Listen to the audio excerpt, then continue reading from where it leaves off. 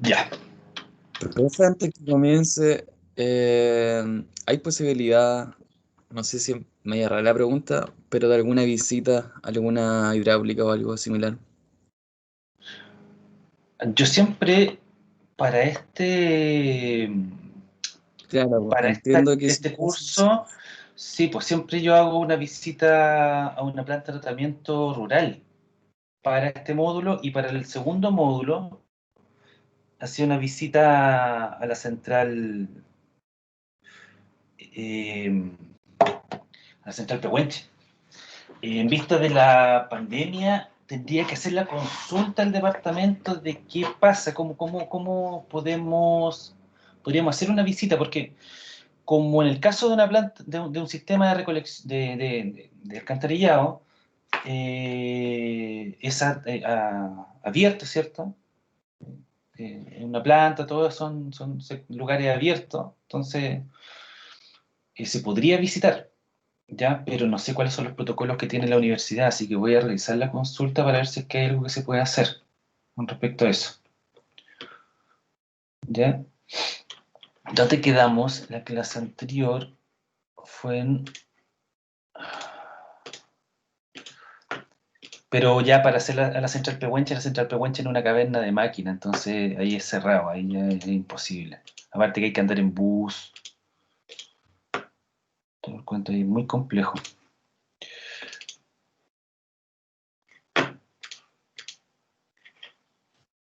Habíamos quedado en anteproyecto de ingeniería, profesor. Sí, estoy buscando. Ya. Profe, Ya, dígame. una consulta, ¿vio el tema de las fechas de las evaluaciones o no? El día lunes lo conversamos, lo alcanzamos a conversar, ¿o no? Porque estamos hoy día a 2, viene 2 de octubre. Todo lo desplazamos una semana, se lo comenté eso el día lunes, ¿no? Que se desplazaba toda una semana. Todas las fechas.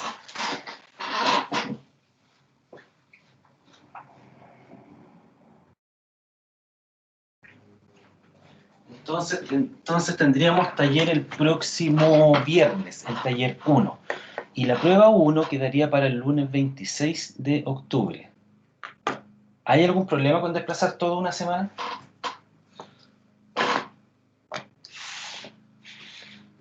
¿Alguien tiene complicaciones con eso, no?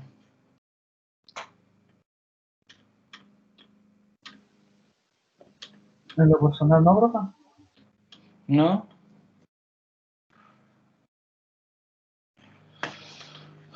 Ya, pues yo creo que eso es lo mejor que podemos hacer. Tendríamos que desplazar todo una semana, y el próximo viernes tendríamos entonces tendríamos el taller número 1, ¿ya? El día lunes, la clase del día lunes, discutimos de qué va a tratar y todo el cuento, ¿ya? Retomemos entonces ahora la clase para avanzar a lo que es diseño de la alternativa de solución. Ya entramos directamente ahora a lo que es el anteproyecto de ingeniería, ya revisamos lo que es el catastro, revisamos cómo es una licitación a nivel de una licitación de un estudio, ¿cierto? O la licitación de este estudio particularmente.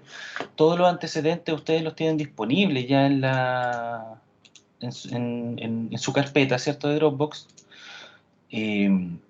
Y ahora entramos directamente a lo que es el anteproyecto de ingeniería. Entonces, ¿qué es el anteproyecto? Les voy a dejar en la carpeta el informe de anteproyecto del sector de mariposas, ¿ya? Los está subiendo en este momento a la carpeta de Dropbox para que lo revisen durante la clase si así lo requieren. El anteproyecto de ingeniería es el análisis de la alternativa de solución. Realiza el estudio de la situación, de dónde se va a emplazar este posible proyecto, y se van a establecer cuáles son las posibles alternativas de solución para la problemática o este tema de saneamiento que requiere la comunidad, ¿cierto? Entonces, esta es la etapa 2 de esta contratación, de esto que se hizo, ¿cierto? Esta es la etapa que viene después del catastro, porque el catastro finalmente la conclusión fue que no tenía, digamos, mucho que salvar del proyecto ejecutado durante el año 2010. ¿Ya? No había mucho que rescatar de la infraestructura.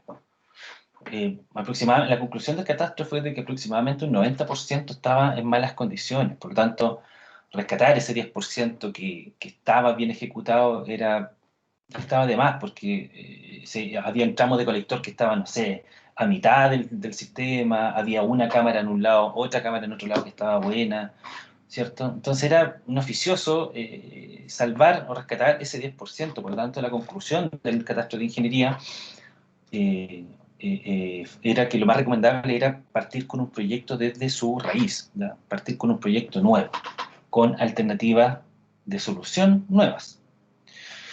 Entonces, el anteproyecto nace desde esa visión de que estás tratando con un proyecto nuevo y partes por hacer todo el análisis que conforma a este anteproyecto. Entonces, como el anteproyecto analiza desde el punto de vista socioeconómico distintas alternativas de solución, necesitas fundamentar esas alternativas de solución.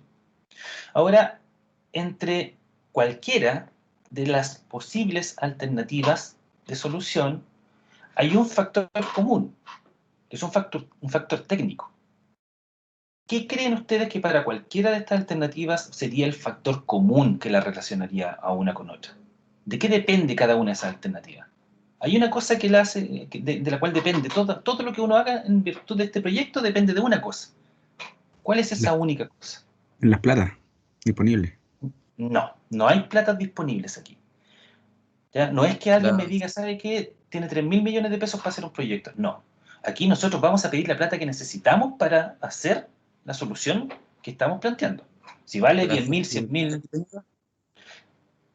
Lo que pasa es que la factibilidad va a depender de cuál sea la forma de cada una de las alternativas, pero hay un factor técnico común, algo súper sencillo de analizar. Hay una cosa que es común para todo, para todas las alternativas, para cada análisis que van a hacer.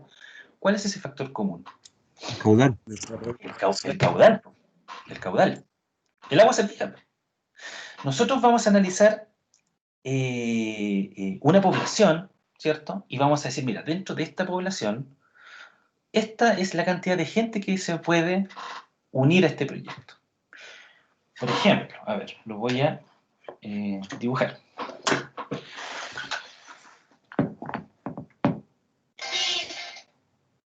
Supongamos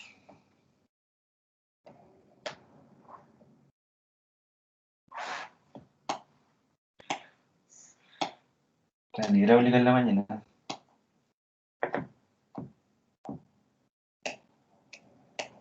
¿Qué pasa aquí? Ahí sí. Supongamos que vamos a hacer un ejemplo burdo.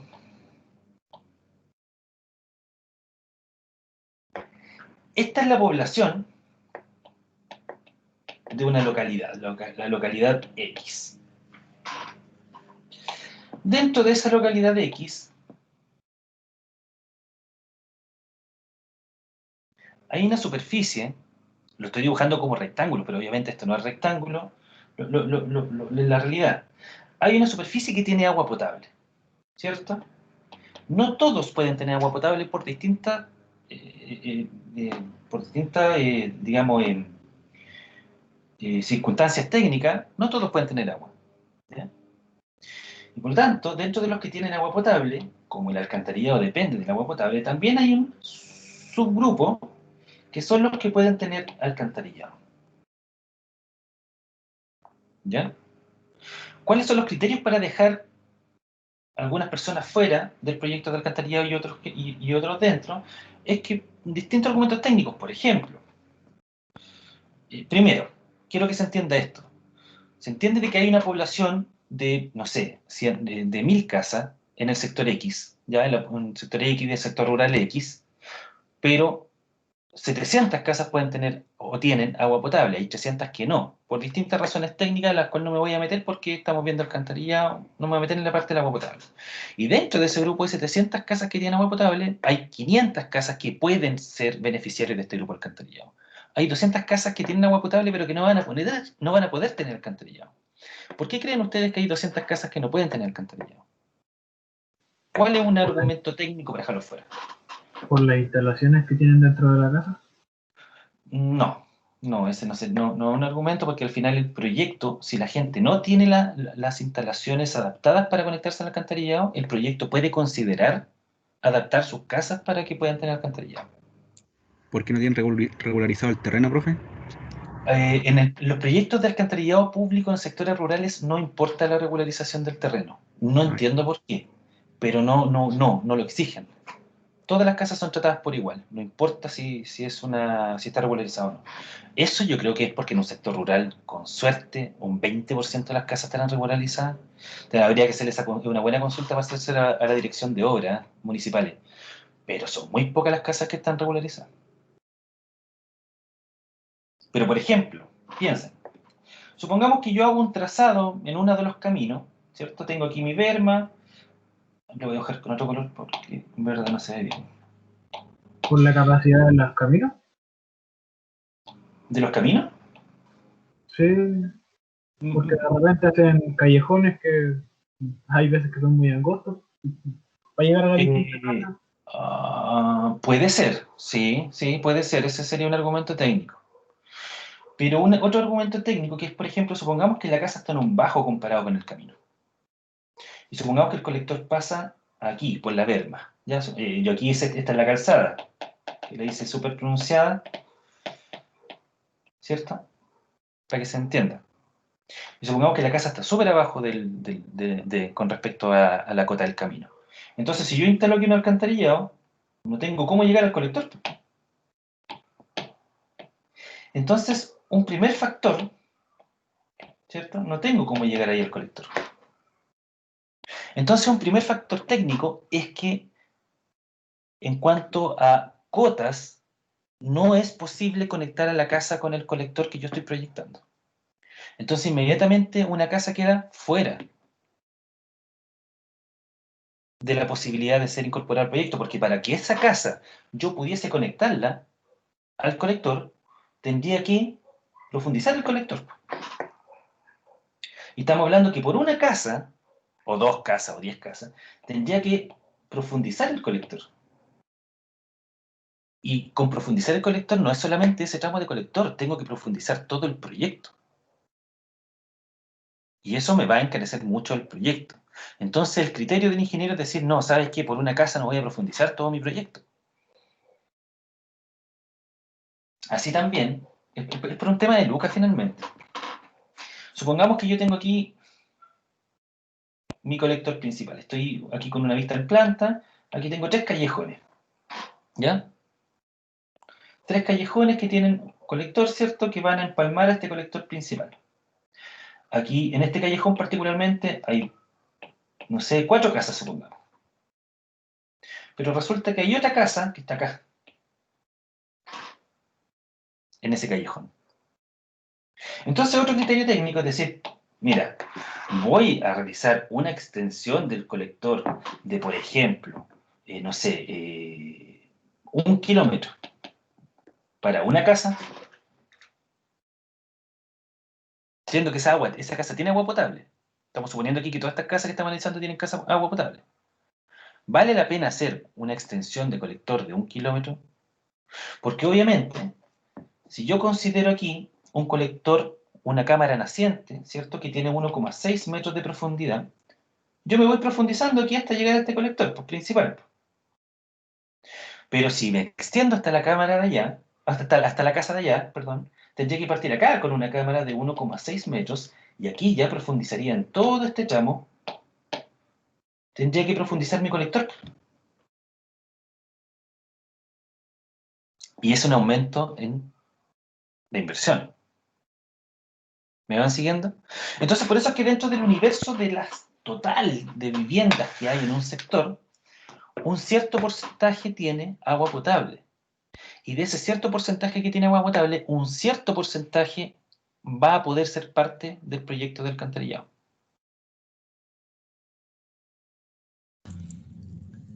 ¿Y qué solución se le da a esa casa en particular, profe? Solución particular. como usted lo acaba de decir. Tiene que seguir con su solución, si tiene una fosa, si tiene un pozo negro, no se puede incorporar dentro del proyecto, eso es netamente el criterio del consultor. Él dice, ¿sabes qué? Lo que pasa es que esa casa está a 1 kilómetro de distancia, implica que tengo que hacer 1 kilómetro de colector, dentro de 1 kilómetro de colector tienes que hacer aproximadamente 7 u 8 cámaras de inspección, y aparte vas a tener que profundizar el resto del proyecto. ¿Y por una casa? Esto es un ejemplo, ¿ya? Para que vean cuál es el criterio, pero obviamente estas cosas, hay un montón de casos distintos, ¿ya? Ahora me perdí, porque yo lo estaba explicando a partir de una pregunta que me hizo un compañero y olvidé cuál era la pregunta. ¿O qué hice la pregunta yo, parece? El factor común que era el caudal, creo. Y gracias, muchas gracias. Entonces, yo le preguntaba, ¿cuál es el factor común para estos diseños, cierto?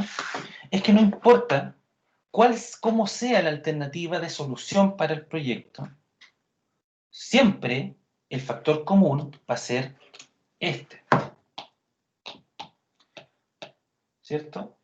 Población X, porcentaje de la población que tiene agua potable, porcentaje de la población que tiene agua servida.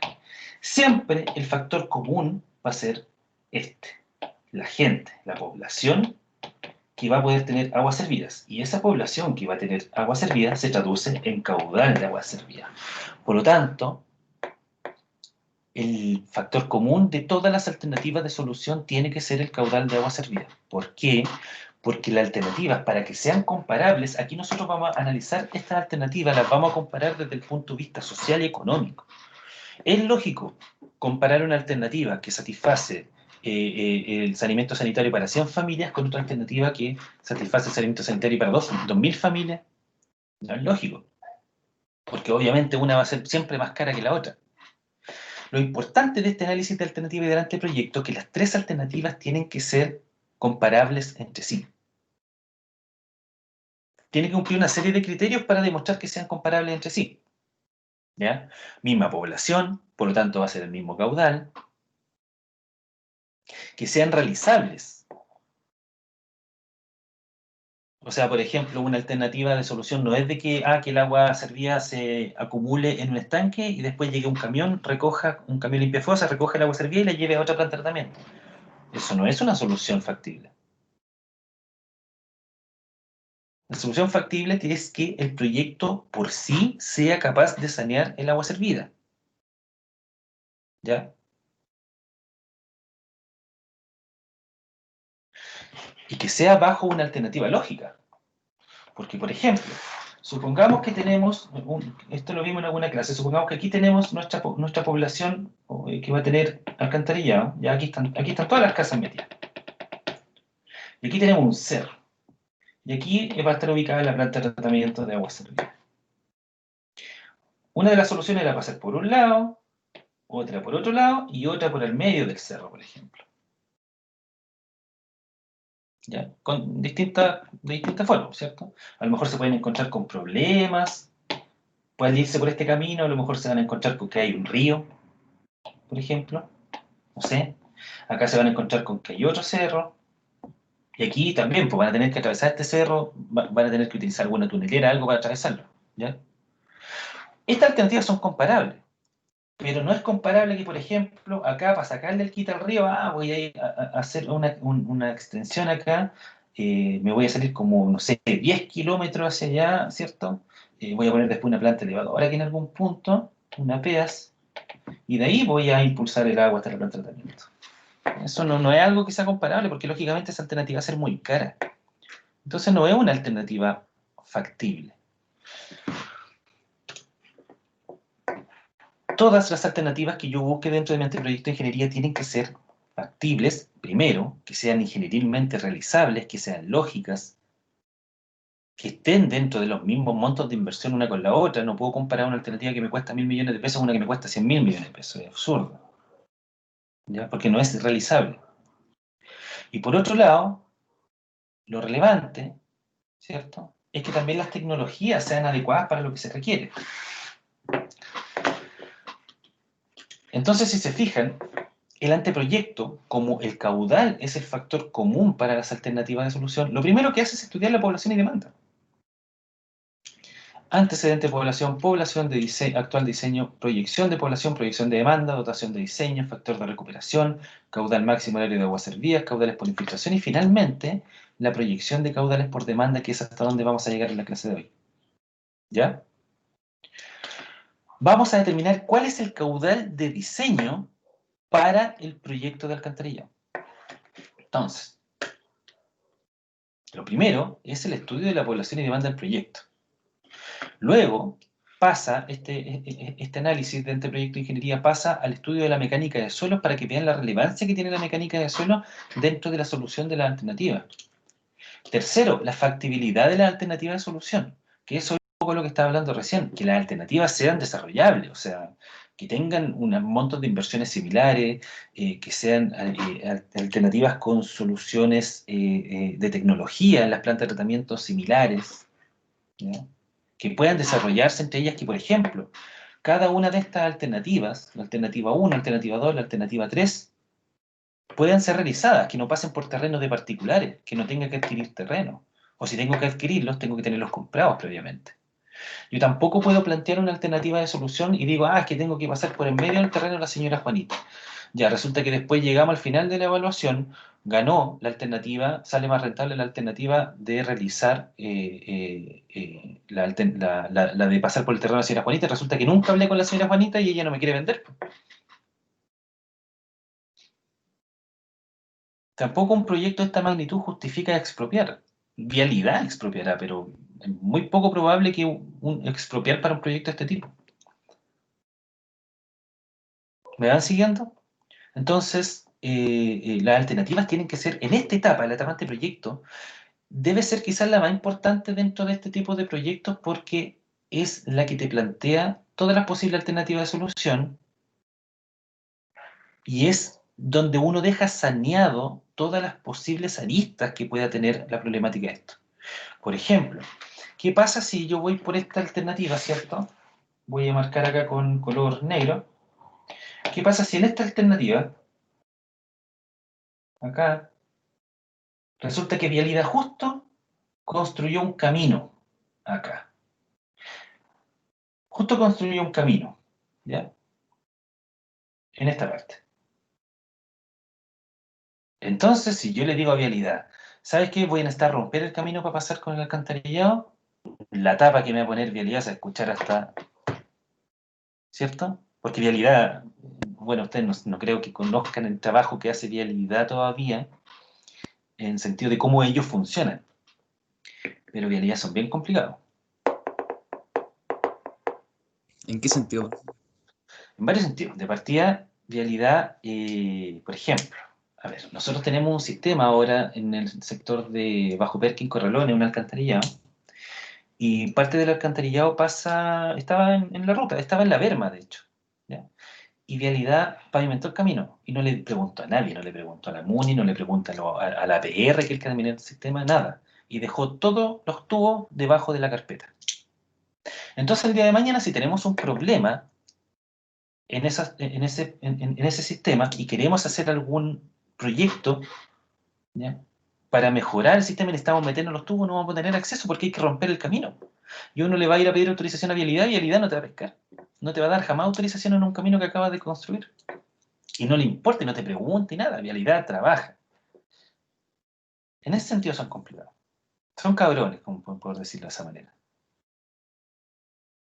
¿Ya? Entonces, y está bien, si Vialidad más que mal maneja la billetera más grande del Ministerio de las Públicas, entonces.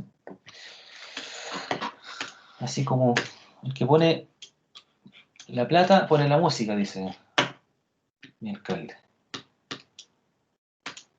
¿Cierto? Entonces yo tengo que ver también que estas alternativas sean desde el punto de vista técnico factibles. ¿Ya?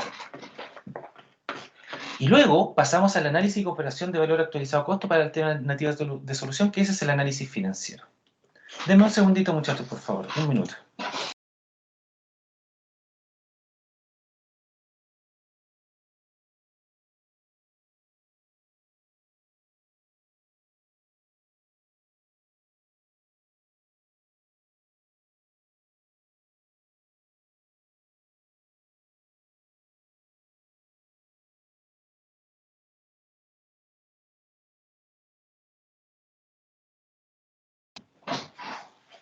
Entonces, partimos con lo que es el estudio de la población y demanda, y analizamos los antecedentes que tiene la población. Lo primero es que parte de la consultoría necesita analizar, ¿cierto?, de qué población estamos hablando, porque como estos son financiamientos públicos, obviamente la plata de todos los chilenos tiene que irse a la gente que realmente lo requiere, la gente que se encuentra en riesgo social, o bien de que no tenga la posibilidad de financiar proyectos, quizás no de este tipo, pero de financiar sistemas que sean acordes para no contaminar, por ejemplo. Mucha de la gente en los sectores rurales ni siquiera tiene fosas sépticas, sino que tienen pozos negros. Entonces, parte de lo que se requiere al inicio de esta etapa de proyecto es que la consultoría realice encuestas, y se va a encuestar a cada una de las posibles familias que van a ser beneficiadas con este proyecto. ¿Ya? Y de esos antecedentes se obtiene valores muy relevantes para lo que va a ser la proyección de la población y finalmente la proyección de caudales. ¿Ya? Entonces, como parte de los antecedentes de la población, yo hago el levantamiento técnico, hago la topografía y hago, hago la evaluación de la población, ¿cierto? La encuesta, y con eso determino quiénes son los posibles beneficiarios. Y esos posibles beneficiarios, ¿cierto?, es cuando nosotros estamos hablando de la población efectiva. Perdón, de la población total. Yo digo, perfecto, dentro de esta área, yo delimito, estos son todos los que tienen agua potable. Y dentro de esos que tienen agua potable, yo tiro un trazado súper básico, ¿cierto?, de por dónde yo tiraría los colectores en función, obviamente, de la topografía. No es que me ponga a dibujar en Google Earth, sino que en función de la topografía digo, mira, acá hay un bajo. Entonces, si hay un bajo, todas estas casas están en un bajo, si yo lo sumo al proyecto alcantarillado, significa que cuando llegue al trazado principal de la red de alcantarillado, voy a tener que profundizarme mucho. Supongamos, no sé, por ejemplo, supongamos que este es el trazado que yo estoy tirando, el trazado principal de colectores, y aquí yo tengo, ¿cierto?, un pasaje con casas, ¿ya? Esas casas están en un bajo. Si yo lo miro con un corte transversal, aquí está mi berma, ¿cierto?, aquí está la calzada, y por aquí yo estoy tirando el trazado del colector. Ese colector sería este, ¿cierto? Pero resulta que para dentro del pasaje hacia el interior pasa esto. Y todas estas casas, las 3 casas que dibujé ahí, están en un bajo. Entonces, si yo le hago a ellos un colector para poder evacuar sus aguas servidas, va a pasar lo que les expliqué hace un ratito atrás. Voy a tirar el colector y no voy a poder llegar hacia el colector que había proyectado. Entonces voy a tener que profundizar todo mi proyecto en función de esas casas. Entonces aquí me salen 2 posibles alternativas. O digo, perfecto, las saco del proyecto para no tener que profundizar todo mi sistema, o bien lo que podría hacer es que si son más casas, por ejemplo, son unas 10 casas o 15 casas, podría decir, miren, ¿sabéis qué es recomendable dentro de la alternativa? Tal vez hacerles a ellos su propio colector, que vaya en esa dirección, ¿cierto?, hacia arriba, y que descarguen todas esas casas en una PEAS. Y que luego la PEAS impulse las aguas servidas hasta el colector principal. Es una solución. Otra solución es eliminarlo nomás, y no considerarlo dentro de la población efectiva. Entonces, cuando yo hablo de población total, es toda esta población que tiene agua potable. Esa es la población total de análisis, porque no es la población completa del sistema del sector, ¿cierto? No son las 1000 casas del sector, como hablaba delante en el ejemplo que les comenté anteriormente. ¿Por qué? Porque hay 700 que tienen agua potable, hay 300 que no tienen agua potable. ¿Cómo yo siquiera puedo pensar en ponerle alcantarillado a 300 casas que no tienen agua potable? Es absurdo. Por tanto, mi población actual, para este proyecto, son 700 casas que tienen agua potable. Y de esa población actual, un porcentaje van a ser los saneados, los beneficiados. Y esa va a ser la población efectiva. Y que esa población efectiva va a ser en función del trazado que yo tiré del sistema y de qué casas técnicamente por topografía, pueden conectarse a mi sistema, que yo estoy tirando el trazado de mi sistema principal. ¿Queda claro eso? ¿O hay alguna duda?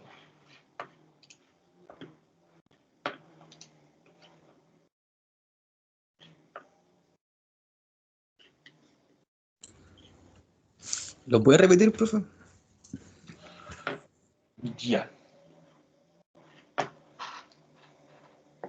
Yo tengo, mejor voy a hacer el mismo dibujo que hice antes.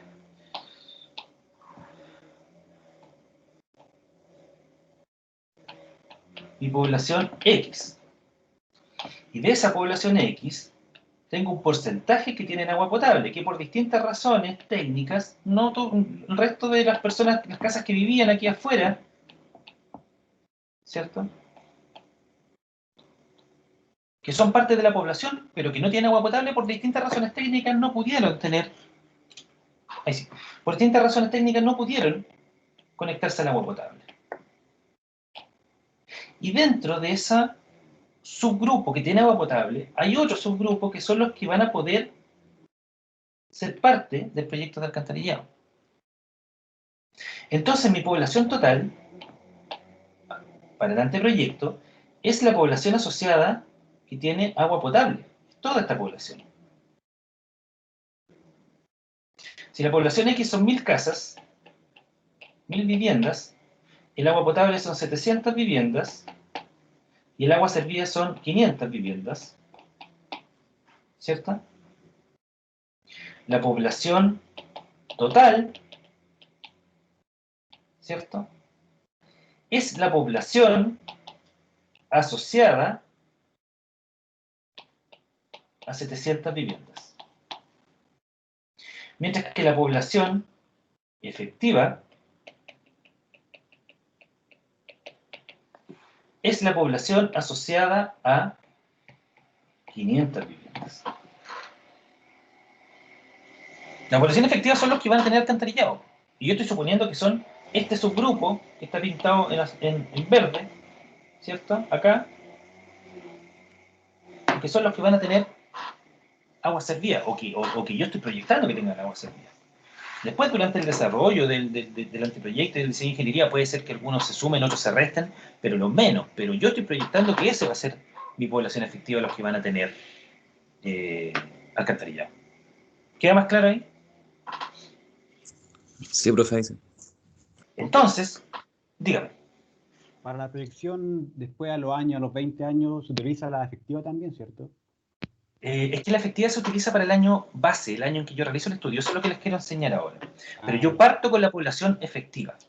Y de ahí voy proyectando mi población. Pero para proyectar la población, lo primero que yo necesito determinar es que esta población efectiva, a esto, al área verde, ¿cierto?, a los que yo creo que van a tener alcantarillado, de acuerdo a mi evaluación inicial, yo voy a poder determinar cuántas personas viven dentro de esas casas.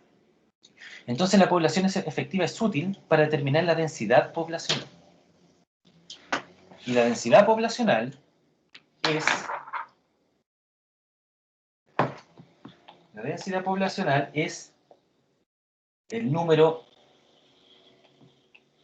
de habitantes dividido el número de viviendas.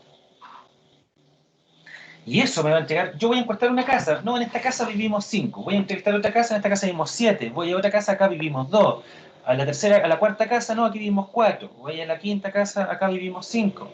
Y así voy a tener un número total de habitantes de esta población efectiva, y voy a tener el número de viviendas de esta población efectiva, que yo dije que eran 500 casas. Y en esas 500 casas pueden vivir, supongamos, hago todo el levantamiento a través de la encuesta, ¿cierto?, y determino que en esas 500 casas viven 2000 personas. Hay 2000 habitantes, distribuidos en 500 viviendas. Por lo tanto, la densidad poblacional es de 4 habitantes por vivienda. O sea, en promedio, por casa viven 4 habitantes. Y eso es importante porque me va a ayudar a mí a determinar, ¿cierto?, el número total de personas que van a vivir, o sea, que van a recibir este servicio. Y con eso a mí me va a servir para futuro proyectar todo lo que es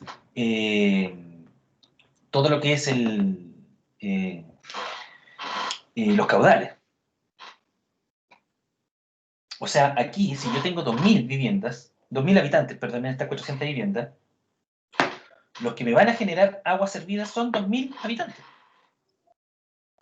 Pero con la densidad poblacional me va a permitir determinar a futuro cuántos van a ser el aumento en los habitantes. ¿Ya?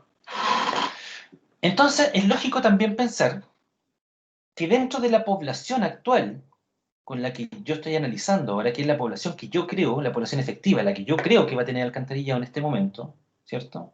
Que como les digo, en este momento yo digo que son 500 casas, pero a lo mejor después con el desarrollo del proyecto a lo mejor se va a sumar, mira, que esta casa también podría incorporarse, o esta casa sabe que no se puede incorporar porque, por distintas razones.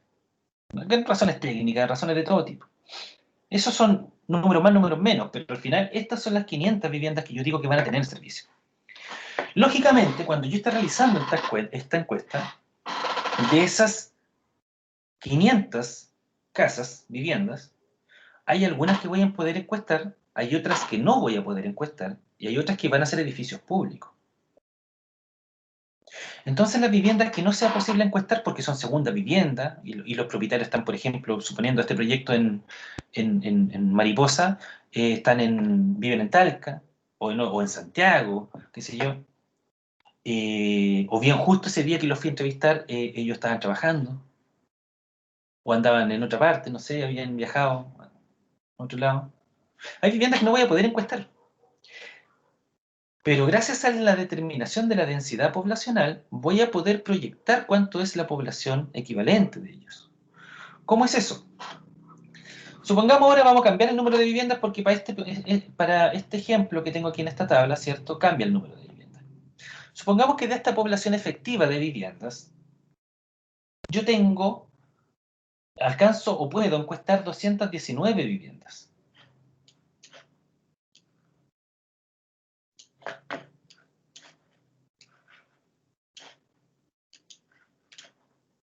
Esto me parece que no lo puedo. Ahí. ¿Ya? Supongamos que yo puedo encuestar viviendas encuestadas, 219 viviendas. Y de esas 219 viviendas, al realizar la encuesta, determiné, ¿cierto?, que en esas 219 viviendas vivían 833 personas o habitantes. Entonces puedo calcular la densidad poblacional, que va a ser 833 habitantes dividido en las 219 viviendas. Y eso me va a dar una densidad poblacional de 3,8 habitantes por vivienda. Yo tengo mi análisis de la población efectiva ya claro. Sé cuáles son las casas que pertenecen a esta población efectiva. Por lo tanto, ¿cierto? Pude encuestar 219 casas y no pude encuestar viviendas no encuestadas, 56 de ellas, que equivalen a X habitantes, porque no sé cuántos viven ahí dentro. No lo desconozco, no puedo saberlo, ¿cierto? Porque no los pude encuestar. Pero sin embargo, tengo el dato de cuánto, tengo el dato de cuánto en promedio en este sector, ¿cierto? ¿Cuántos habitantes en promedio viven por cada una de esas viviendas? Entonces, para determinar el valor de X habitantes, no va a ser otra cosa que multiplicar el número de viviendas por la densidad poblacional.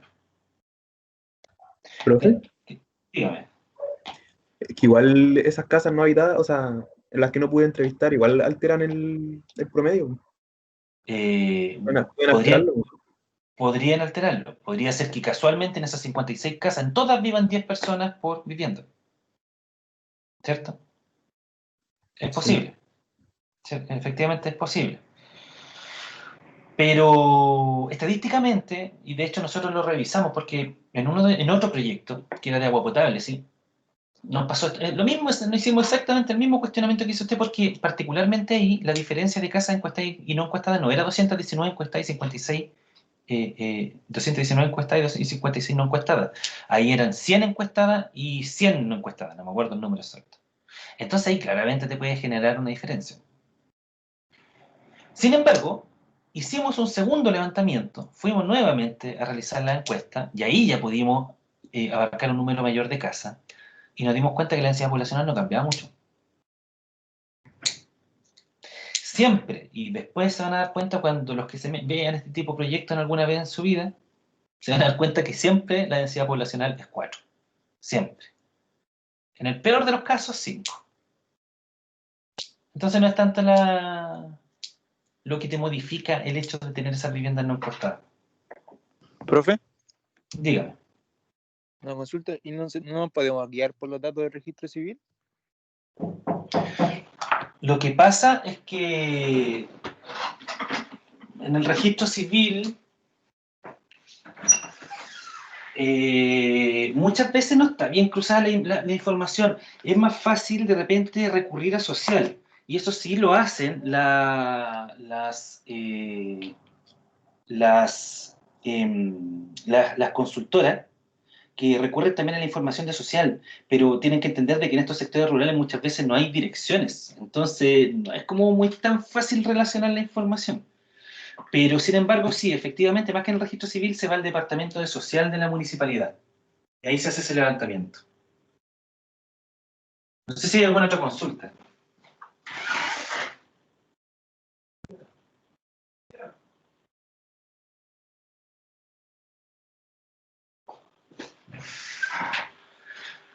Entonces,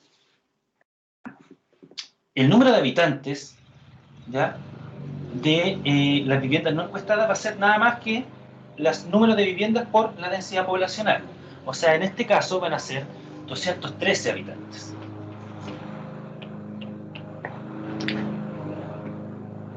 O sea, tenemos 833 habitantes encuestados, 213 habitantes, ¿cierto?, que fueron calculados, 213 habitantes no encuestados, y por otro lado tenemos edificios públicos que también nos traen un problema, ¿cierto? Porque los edificios públicos, las escuelas, las postas, los colegios, los colegios, los bomberos, carabineros, no sé. Ahí tenemos a la misma gente que son parte de estas casas, encuestadas y no encuestadas, que los vamos a encontrar también en estos edificios. Porque ¿cómo hacemos un levantamiento de un edificio público? Por ejemplo, el levantamiento de una escuela, derechamente es ver la matrícula. Pero para determinar cuánto es la población equivalente de esos edificios públicos, lo que se hace es que se determina que un 15% del total de las personas que recurrentemente, ¿cierto?, están dentro de estos edificios públicos. Por ejemplo, en el retén de Carabineros hay 15 personas comúnmente. En la escuela tenemos 300 matrículas. En Bombero hay 5 personas recurrentemente, en la posta hay 10. Se considera, la verdad es que sé que estadísticamente y sé que proviene de la bibliografía para este tipo de proyectos, y se considera un 15%. En algún momento, hace muchos años atrás, debe haberse realizado ese análisis estadístico, desconozco por qué, pero ese 15% lo que considera es que dice, perfecto, de esas 450 que aparecen aquí, esas 450 personas que habitan los edificios públicos, un 15% se considera como población equivalente y que van a aportar a mi sistema de alcantarillado. ¿Por qué? Porque esas mismas personas vienen de las casas que ya encuestamos. El otro 85% viene de las casas que ya encuestamos, de las casas que no encuestamos. Ese 15%, ¿quién va a ser? Va a ser el profesor que no vive aquí en el sector rural, sino que vive en el sector urbano y que vino acá a hacer clase.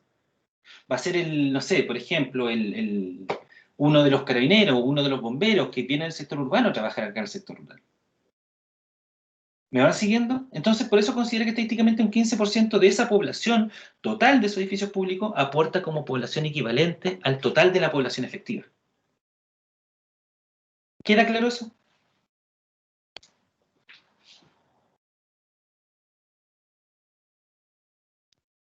Sí, profe.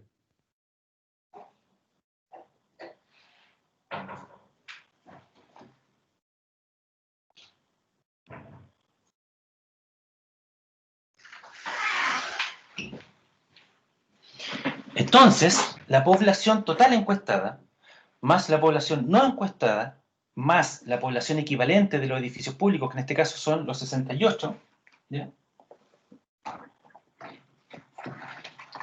Me va a generar la población efectiva.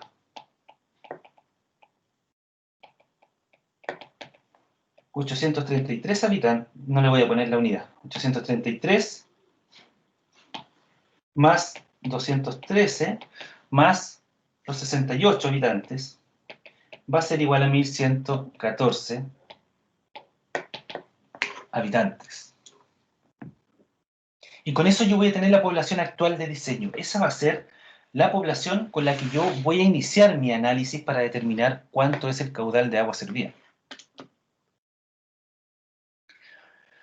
Como un compañero ya lo dijo, porque en otra clase lo comenté, obviamente estos proyectos no están desarrollados para resolver el problema de esta población que tengo actualmente. O sea, claro, en este momento yo tengo dentro de mi población efectiva 1114 habitantes que les necesito sanear su problema con el agua servida.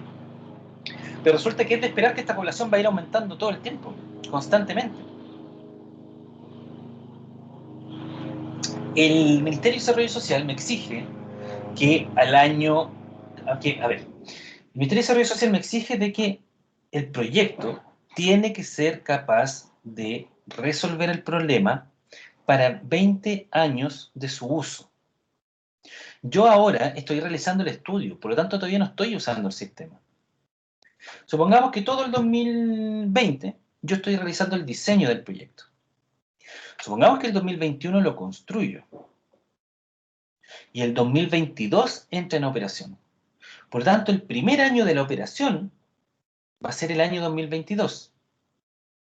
Y de ahí mi sistema va a operar 20 años, hasta el 2041, me parece, ¿cierto? Y en el año 2041 yo voy a tener una población distinta a la que tengo ahora en el 2020. Una población mayor. Y si tengo una población mayor, voy a tener mayores caudales de demanda. Y en función de ese caudal de demanda del año 20, yo voy a diseñar mi proyecto. Porque para ese caudal, el Ministerio de Desarrollo Social me exige que el sistema sea capaz de sanear. ¿Queda claro eso?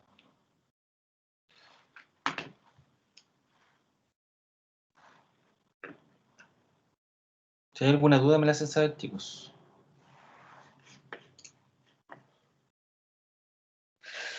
Entonces, para poder proyectar la población durante toda esta chorrera de año en adelante, yo necesito saber, ¿cierto?, cómo va aumentando la población constantemente. Entonces, yo necesito determinar una tasa de crecimiento de la población. Hay distintas formas de determinarlo, que al final, lamentablemente, los sectores rurales son todas poco útiles, porque a diferencia de lo que pasaba, no sé, en los años 60, 70, ¿cierto? Hoy en día la gente emigra de los sectores rurales. Entonces, las cifras, por ejemplo, del INE, los censos, muestran que cada vez en los sectores rurales hay menos personas. Entonces, en estricto rigor, es como que yo dijera que la gente va disminuyendo la población a medida que avanzan los años. Eso no es tan así, porque en realidad sí aumenta el número de casas, ¿cierto?, año a año, pero muchas de ellas son segundas viviendas. Entonces, yo aunque analice los datos del INE, es poco probable de que me sirva, porque de hecho yo he analizado en varios proyectos los datos del INE y generalmente tengo, no sé, en un año, por ejemplo, supongan que aquí para el sector de Mariposa fue Independencia y hizo un loteo de 100 casas.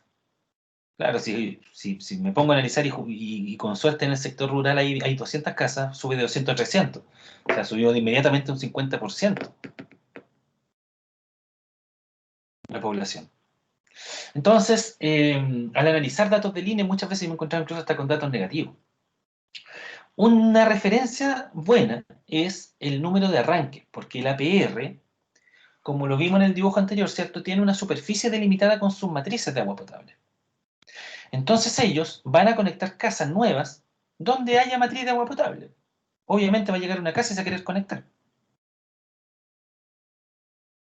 Entonces ellos, si tienen, hoy día empezó a funcionar mi proyecto, mi sistema de agua potable, tengo 100 casas, el próximo año, sabéis que se conectaron 10 familias, 10 casas, tengo 110 casas, el año siguiente, mira, se conectaron 15 más, yo tengo 125 casas.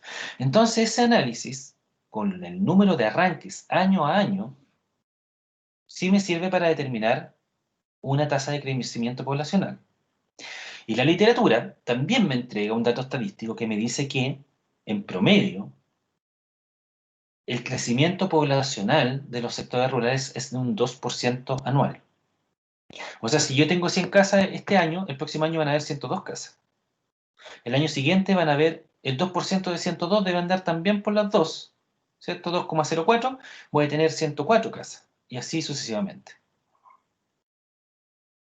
Entonces el método geométrico lineal, que es el que aparece ahí, me permite determinar la población para el año n en función de la población inicial, ¿cierto?, por el aumento en la tasa anual de crecimiento. Si suponemos que la tasa de crecimiento es de un 2%, en este caso sería la población inicial por 1,02 elevado al año que se está analizando.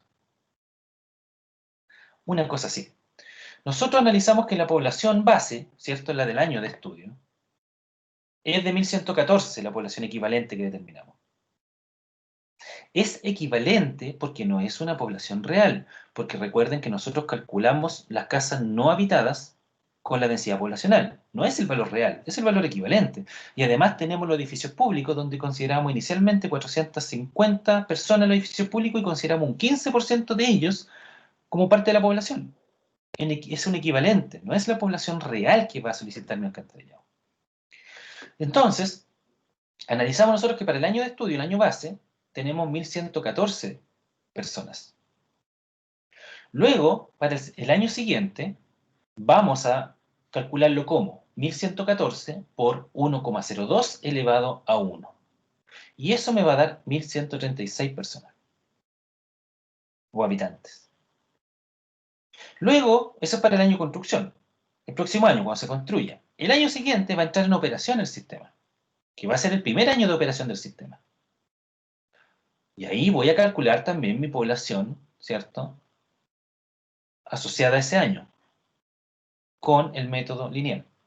Y así sucesivamente hasta llegar al año 20 de funcionamiento, y voy a determinar cuánto es mi población al año 20. ¿Dudas?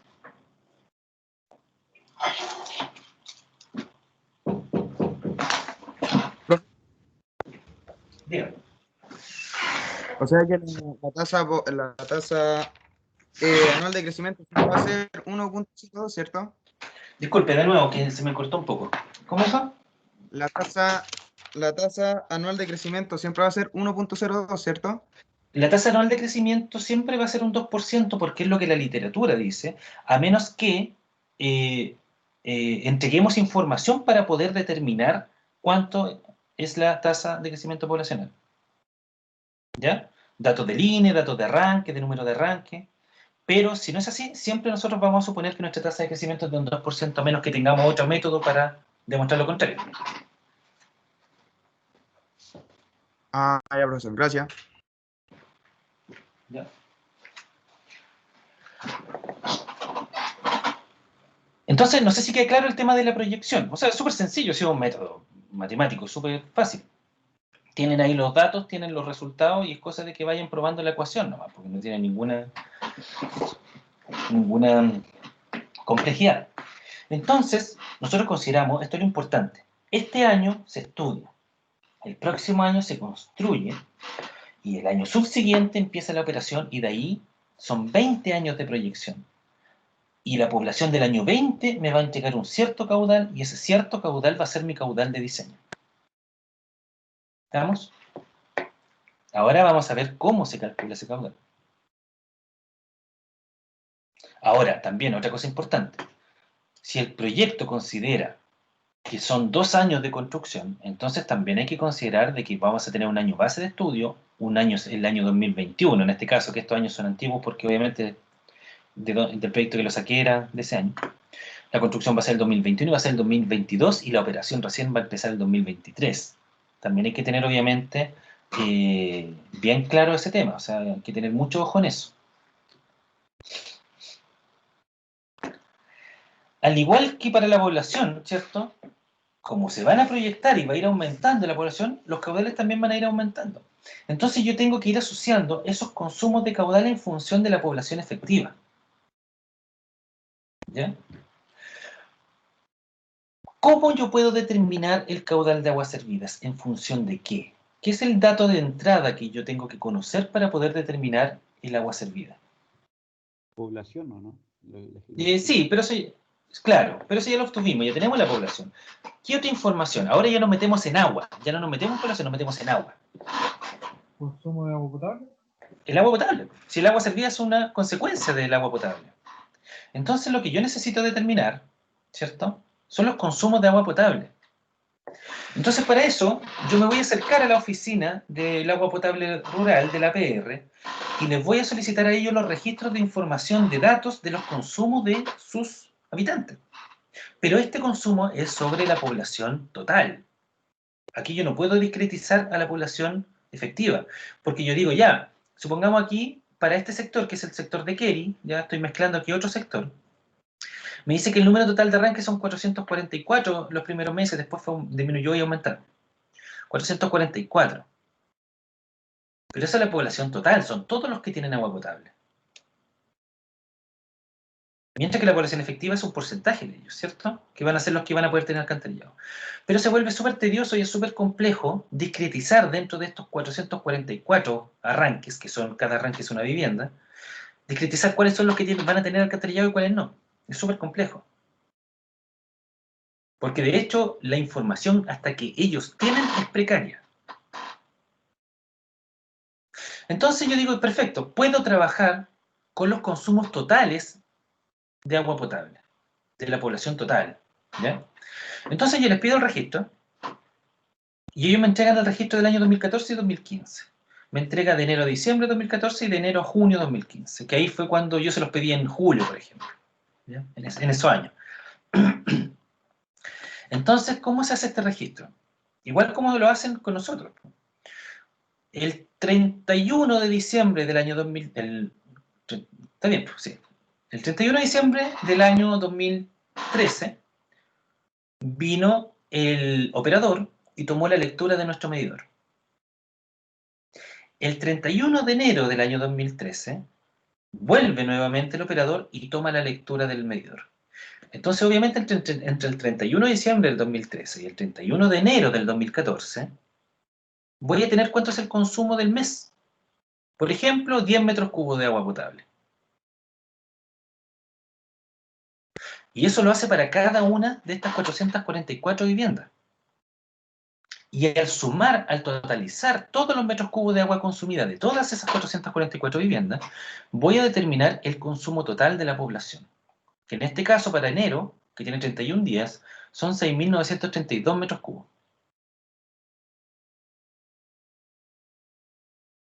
Vamos, me va siguiendo, ¿no? ¿Vamos bien?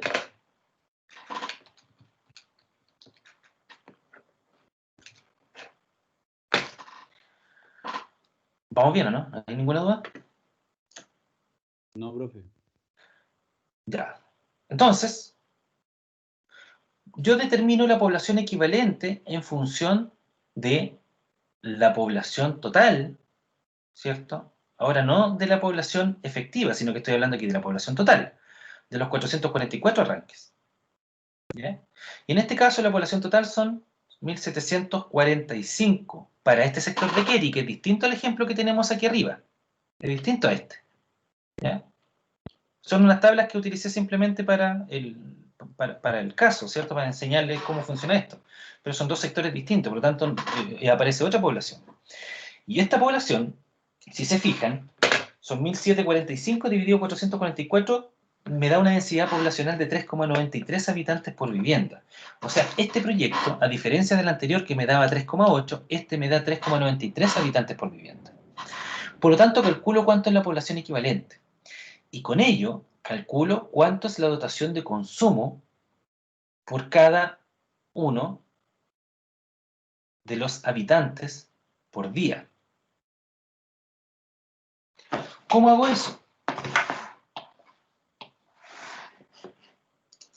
Yo quiero obtener cuánto es la dotación de consumo, ¿cierto?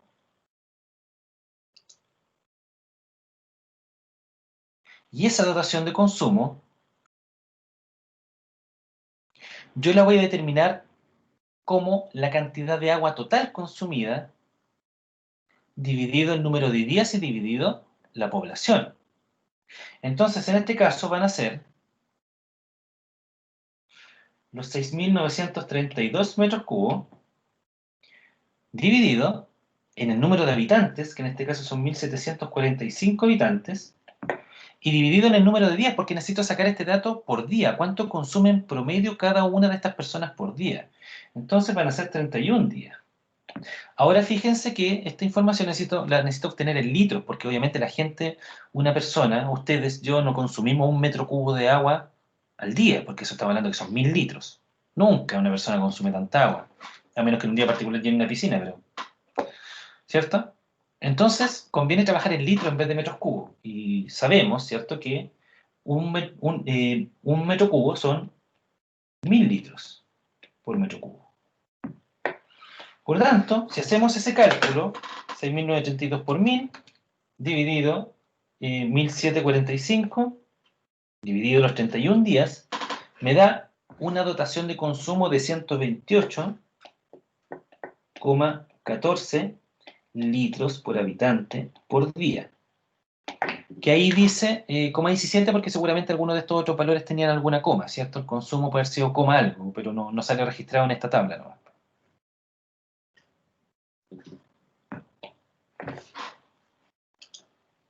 Y con eso yo determino la dotación de consumo de cada habitante para este sector, ¿cierto? Por día. Y luego calculo el promedio de todos esos datos de consumo, ¿cierto? Y con eso voy a tener la dotación de consumo promedio para este sector. Durante mi registro de datos, que en este caso es todo 2014 y la mitad de 2015. Este dato, que está aquí al fondo, que dice que son 128,6 la dotación de consumo promedio, lo voy a hacer así como con una rayita arriba, ¿ya? Para demostrar que es como promedio, va a ser 128,6 litros por habitante por día. Que va a ser el promedio de todos los valores, ¿cierto?, mensuales que tengo aquí de dotación de consumo. Y en función de ese dato, yo voy a determinar cuánto es el consumo de agua servida. Ahora, pregunta. ¿Es adecuado determinar el consumo de aguas servidas en función de ese dato?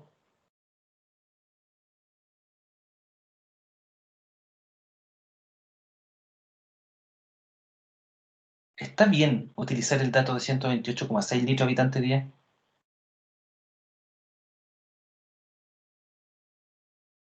Que no siempre lo que se consume es lo que se vota. Ya, eso es otra lista, que lo vamos lo vamos a ver ahora más adelante. ¿Está bien lo que está diciendo? Pero se considera después eso, que no todo lo que se consume se vota. Lo que importa es decir, yo esto lo voy a transformar a consumo de aguas servidas. ¿Está bien utilizar este dato de 128,6 o está mal? Habría que multiplicarlo por los 4 que hay por cada caso, ¿no? Sí, está bien, pero yo quiero que entienda la relación nomás, no en el cálculo exacto, quiero que me entienda la relación.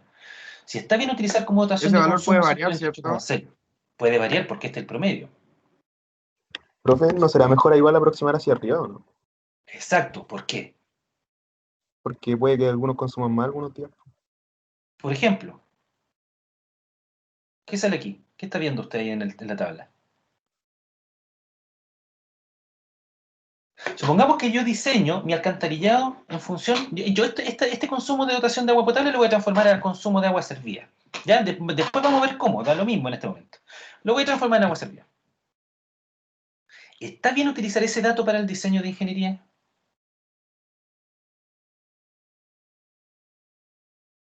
Que podría Tiene que colapsar, haber por como... ejemplo, Da uno. Francisco primero. es que podría colapsar si, por ejemplo, todos, por ejemplo, se bañan o consumen agua al mismo tiempo, ¿no? Claro, también hay horarios peak. Eso es otra cosa también que vamos a ver más adelante. Sí. Pero lo primero está bien, también está bien, porque eso también es algo que vamos a ver ahora en la próxima clase que tiene que ver con los peaks de consumo. ¿Ya? Pero antes de eso, esto, aquí, lo que ustedes están mirando, ¿está bien utilizar el 128,6 para poder hacer, para poder proyectar agua servida? La cantidad de agua servidas que va a generar la comunidad.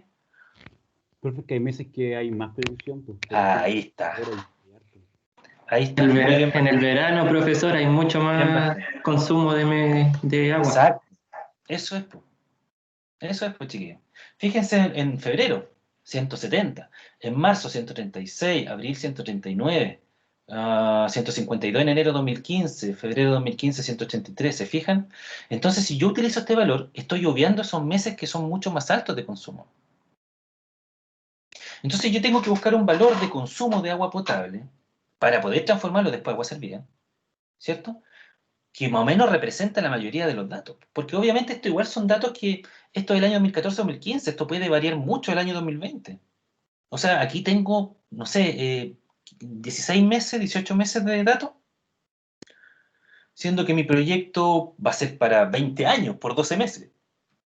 Puede pasar cualquier cosa. Por lo tanto, ya inicialmente, utilizar esta dotación de consumo promedio, no es que esté malo, sino que no es la mejor manera. Hay que tratar de utilizar una dotación de consumo mayor que represente mejor a los datos. Generalmente, en sectores rurales se utiliza una dotación de consumo de 150 litros de habitante día. En la zona urbana, por ejemplo, nosotros en Talca, si mal no recuerdo haber visto el dato alguna vez, nosotros consumimos en promedio entre 280 a 350 litros de habitante día.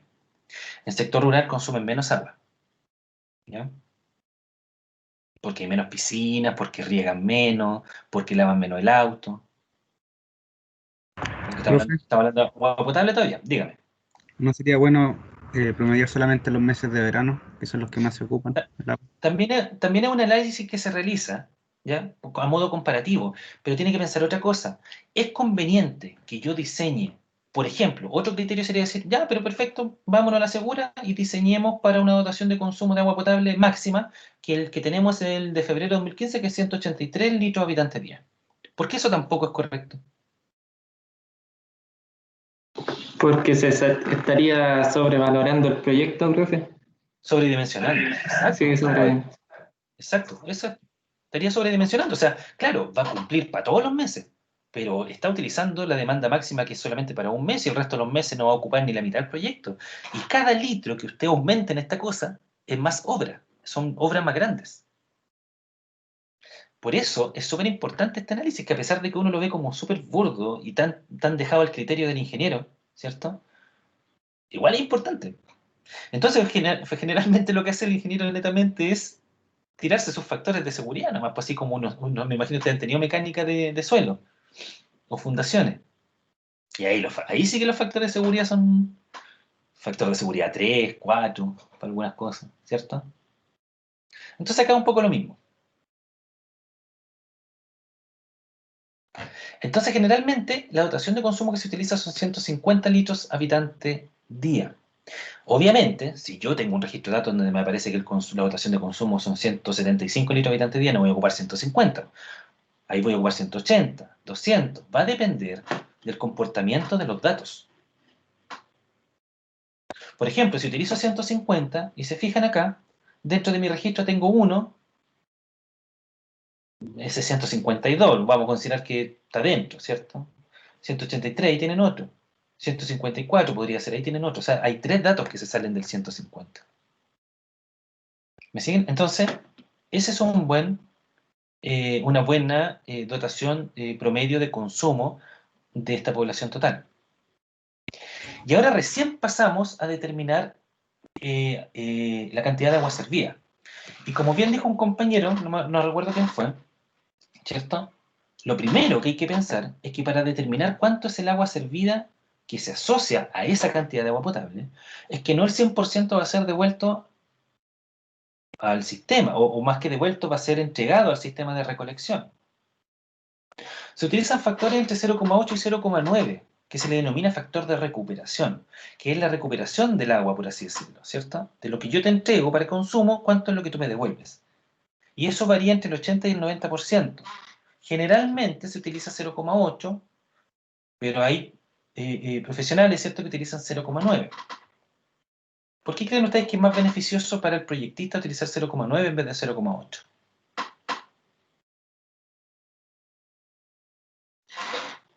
¿Porque hace una proyección mayor o no? Está asumiendo de que está entregando mayor cantidad de agua servida al sistema. Entonces también ahí están aplicando nuevamente un factor de seguridad. Ya aplicaron uno anteriormente cuando elevaron el consumo promedio de 128,6 a 150.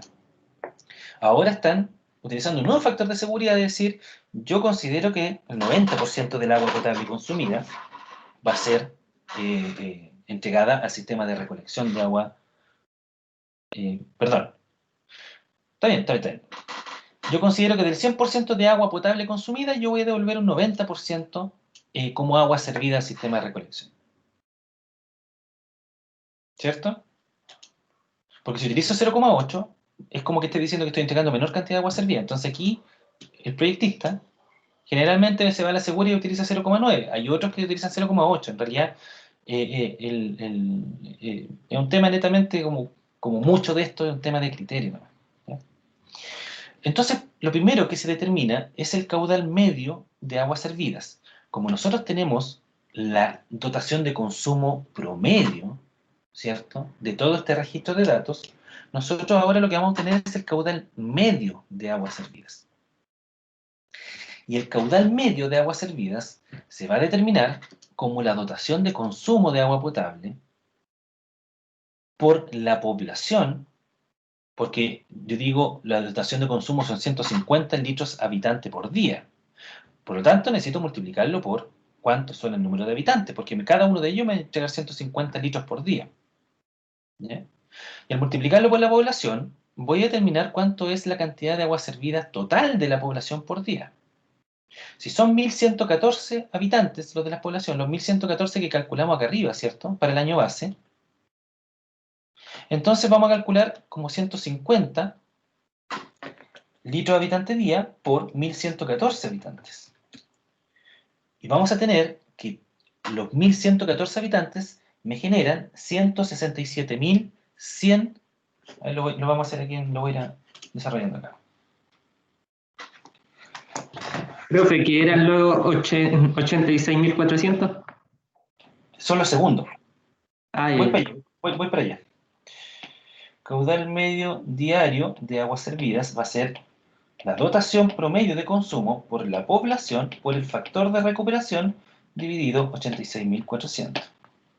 Entonces esto va a ser la dotación de consumo que dijimos que era 150 litros habitante día por la población, que son 1114 habitantes, por el factor de recuperación que aquí utilizan para que utilicemos los mismos valores. Denme un segundito. Utiliza 0,8 como factor de recuperación. Por 0,8 dividido 86.400 segundos por día. 86.400 son los números de segundos que tiene un día. 24 horas. ¿Ya?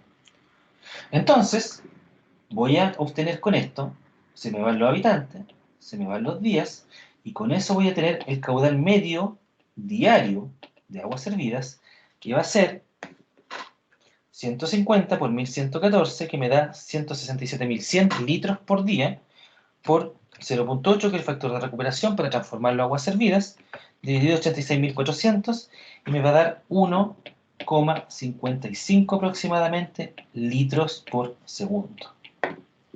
Entonces, estas 1.114 habitantes, diariamente, en promedio, me van a entregar 1,55 litros por segundo de agua servida. ¿Está claro cómo lo calculé?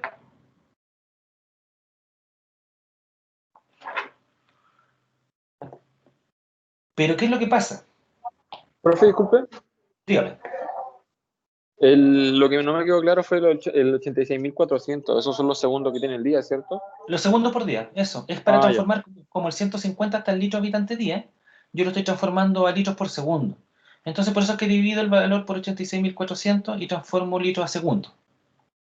Eso. Ya, profe. Es netamente pasar los litros por día a litros por segundo. Es eso. Para eso el 86.400. Pero como bien dijo otro compañero delante, y con esto termino,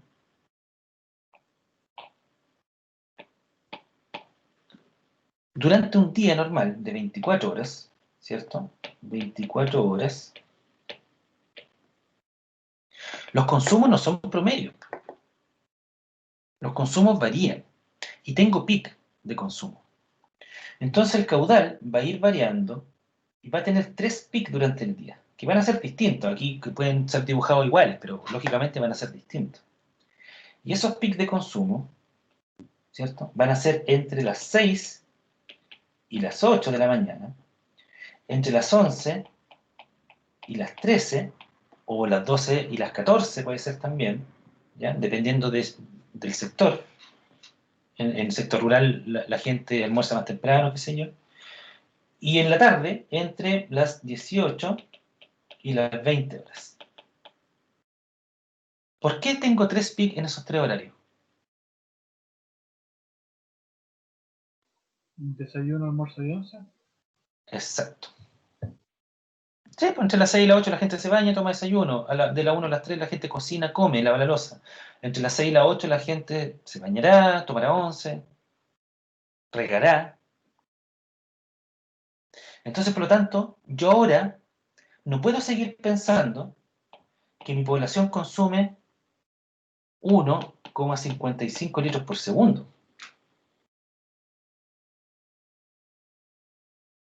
En promedio, durante el día, consume 1,55. Pero recuerden que esta agua va a llegar a un tubo, un colector. Desde el colector va a llegar a una planta. Entonces yo a la planta no le puedo decir, oye, ¿sabes que durante todo el día yo te voy a tirar 1,55 litros por segundo? No, porque a las 7 de la mañana le voy a tirar a lo mejor 5 litros, 6 litros. A la hora del almuerzo le voy a tirar de nuevo 6 litros. A lo mejor a las 11 le voy a tirar 7 litros. Y la planta tiene que estar preparada no para recibir constantemente 1,55 litros por segundo. Tiene que estar preparada para recibir 7 litros por segundo en ese horario en que toda la gente se pone a cocinar, se baña, lava la loza, ¿cierto? Y para determinar ese pic, yo necesito determinar el caudal máximo horario de aguas servidas. Porque tengo que asumir que ese pic se produce en un lapso de 1 hora. Tampoco es un dato instantáneo, no es que dure un segundo. Tengo que asumir que a lo menos va a durar un cierto tiempo, 1 hora, por ejemplo. Y para poder determinar el caudal máximo horario, yo lo determino como el caudal medio diario por el coeficiente de Harmon. Que el coeficiente de Harmon es súper sencillo de calcular, es una ecuación que depende de la población. Entonces determino el coeficiente de Harmon en función de la población, lo multiplico por el caudal medio diario y con eso obtengo mi pic, el caudal máximo horario.